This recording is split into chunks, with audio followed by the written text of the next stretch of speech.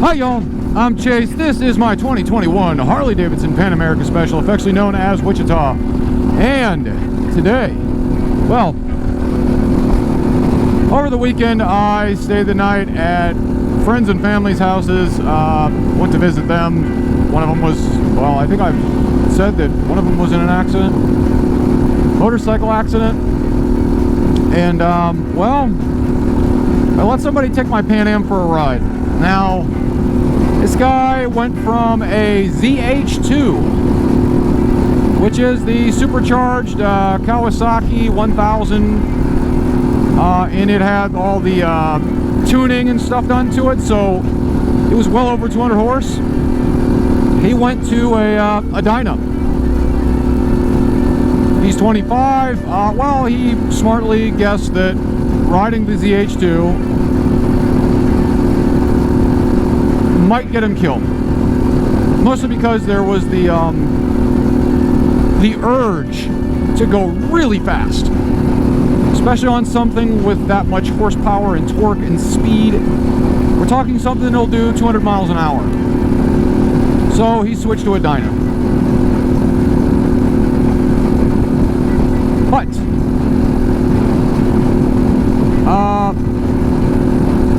he was interested in my Pan Am. So I let him take it for a little spin. We went up to a gas station to get something to drink. He rode my Pan Am. I rode his dyno, a wide glide. And the wide glide, I don't know how to say this, guys, and I was a dyno bro.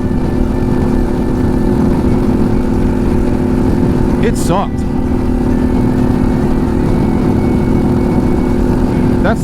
That hurts me to say, kind of, because I really loved my dyno.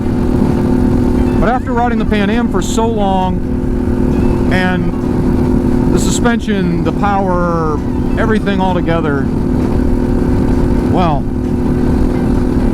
this is definitely the better bike. But we took it up to the gas station, we swapped there, and then he rode it back. He commented how, like, I have it on custom setting B. This is with sport mode, and I think it's with the comfort setting. This doesn't have any lowering on it. Now, he's 6'2". I'm a little bit over 6 foot. I mean, just a scotch, a hair.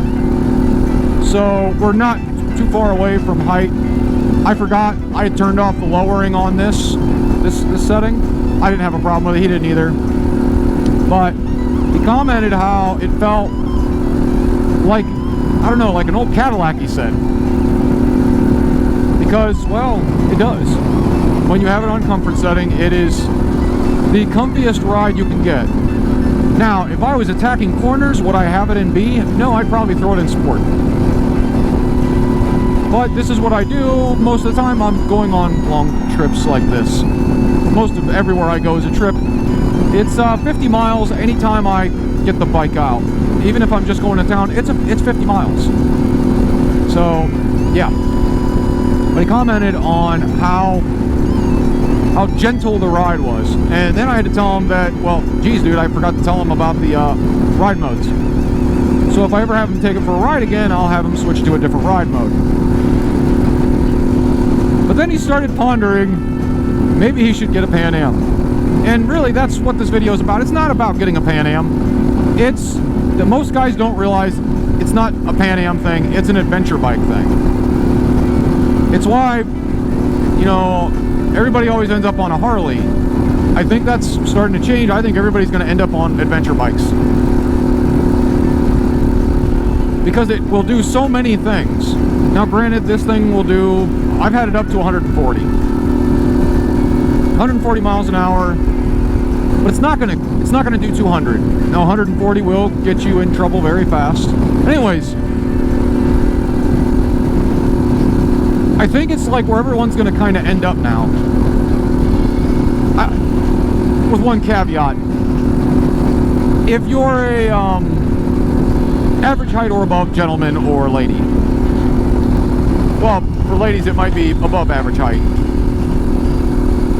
If you're about a 5'9" girl and above, it probably would work out for you. Now they have lowering suspensions and lowering blocks and lower seats and all that stuff, and maybe you could get one in your 5'7". But for most people, it's going to be like a 5'9" and above kind of bike. So if you're that height and above, seriously, I mean, go out and give just about any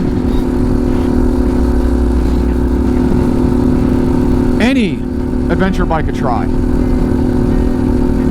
Honestly, my personal favorites are, of course, the Pan Am, and I love the Africa Twin. The BMW 1300 GS, that one also.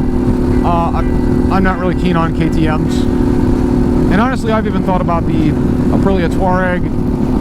But some of those, you have to watch how far it is between, like, valve clearance checks and stuff. The Tenere is another one. I would love a Tenere, but no cruise control. I'm sorry I want cruise control on a bike.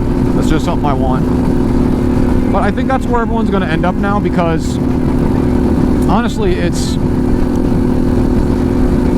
you kind of get a little bit of everything.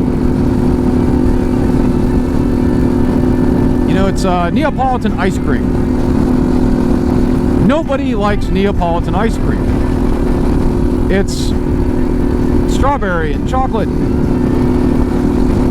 vanilla. It's all mixed together, and it's I like one or the other, but it gives you all the choices that you want. Maybe you don't want to eat the strawberry, you can throw it in the trash. You don't have to eat the strawberry. You don't have to take an adventure bike off-road. There are plenty of guys who are taking these on-road only and using them as, well, what I'm doing right now, touring bikes for trips, and they do that superbly. And yes, you can get a bagger for that, but then you're going to spend a ton of extra money on a suspension that you're going to be comfortable on. You're also going to need heated grips. Oh wait, this just comes with them. Factory. There's so many little different things that you get with an adventure bike, and that's pretty much all of them. You don't have to get the Pan Am. You're going to be more comfortable. And like I said, unless you are of the vertically challenged type, at that point, maybe an adventure bike isn't for you, unless you're one of those stubborn types and you're just going to wrangle the bastard.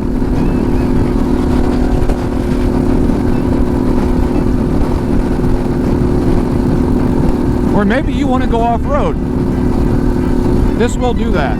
Now, I'm not saying you should get a, well, close to 600-pound ADV and decide that's your off-road bike, but it will do dirt and gravel pretty well.